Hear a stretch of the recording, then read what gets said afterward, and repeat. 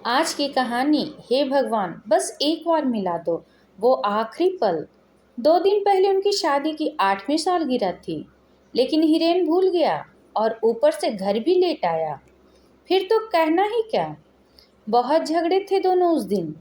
गुस्सा ठंडा हो जाने पर हिरेन ने अपनी पत्नी को मनाने की कोशिश भी की, लेकिन मैडम तो मैडम होती हैं, मर्जी चाहे माफ करे, ना चाहे तो ना करे। शादी के कुछ साल तक तो सब कुछ ठीक था, लेकिन धीरे धीरे प्यार की जगह कड़वाहट ने ले ली और रोमांस की झगड़े ने।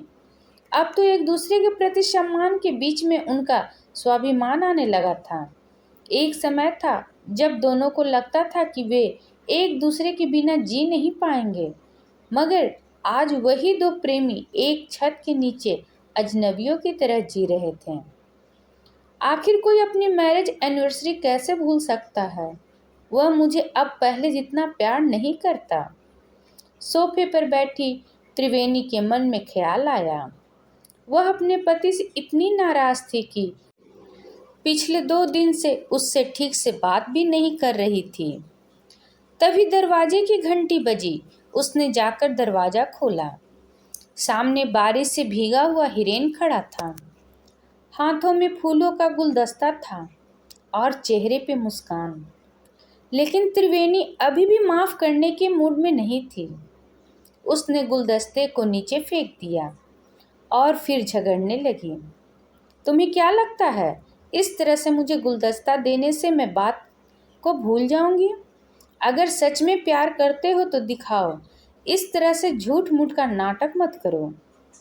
हिरेन कुछ बोलता उससे पहले घर के अंदर से मोबाइल की घंटी बजने की आवाज़ सुनाई दी। त्रिवेणी ने अंदर जाकर फोन अपने हाथ में लिया और कॉल करने वाले का नंबर देखा। उसे थोड़ा आश्चर्य हुआ। वह कॉल हिरेन ने ही की थी, लेकिन जब उसने फ़ोन उठाया तो दूसरी तरफ किसी अनजान मर्द की आवाज़ सुनाई दी। हेलो, मैं गुड़गांव पुलिस स्टेशन से सब इंस्पेक्टर विजय सिंह राठौर बात कर रहा हूँ। क्या यह हिरेन शर्मा के घर का नंबर है? जी हाँ, क्या कोई प्रॉब्लम है? मुझे खेद है, लेकिन एक दुर्घटना हुई है जिसमें एक आदमी की मृत्यु हो गई है।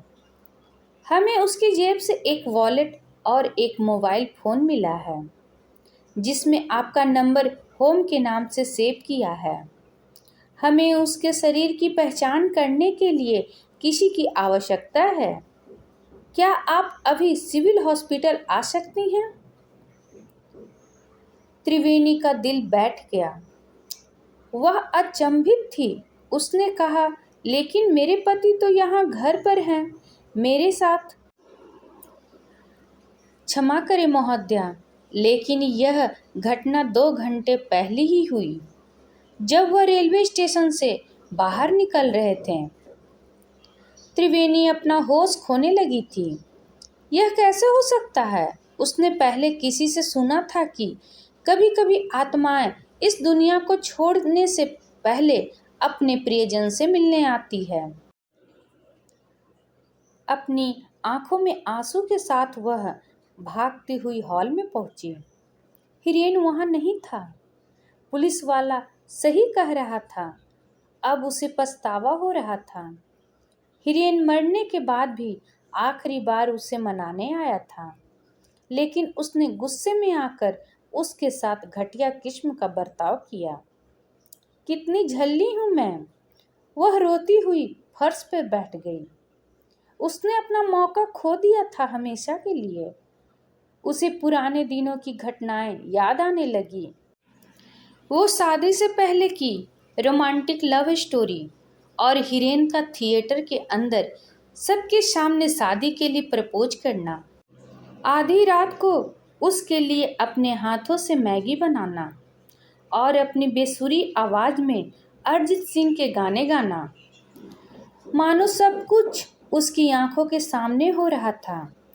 त्रिवेणी ने अपनी आंखें बंद कर ली और भगवान से प्रार्थना करने लगी। हे भगवान, बस एक बार मिला दो मुझे उससे, ताकि उसे बता सकूं कि मैं उससे कितना प्यार करती हूँ। तभी अचानक बाथरूम में से आहट सुनाई दी। दरवाज़ा खुला, हिरेन बाहर आया और बोला, स्वीट हार्ट, मैं तुम्हें बताना भूल गया कि आज शाम को ट्रेन में आते वक्त मेरा वॉलेट और मोबाइल चोरी हो गया है। त्रिवेणी दौड़ती हुई उसके पास गई और गले लिपट गई। कभी कभी हम एक पल के मूल्य को तब तक नहीं जान पाते जब तक कि वह गुजर नहीं जाता। अक्सर हम अपने प्रियजनों के साथ ऐसा बर्ताव करते हैं जैसा हम अनजान लोगों से भी नहीं करते। जरा सोचो, अगर आपको पता हो कि आप अपने प्रियजन से आखिरी बार मिल रहे हैं, तो क्या आप उसके साथ बुरा बर्ताव करते? यह तो सिर्फ एक काल्पनिक कहानी थी, परंतु जीवन आपको दूसरा मौका नहीं देगा।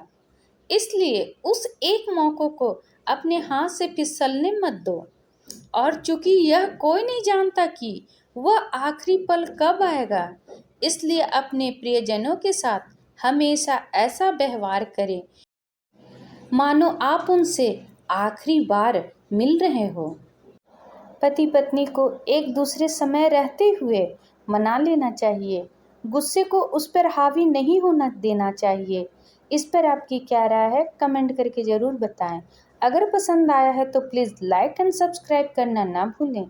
इसी तरह और भी कहानी सुनने के लिए कृपया बेल आइकन बटन को दबाना ना भूलें। वीडियो देखने के लिए आपका बहुत बहुत धन्यवाद।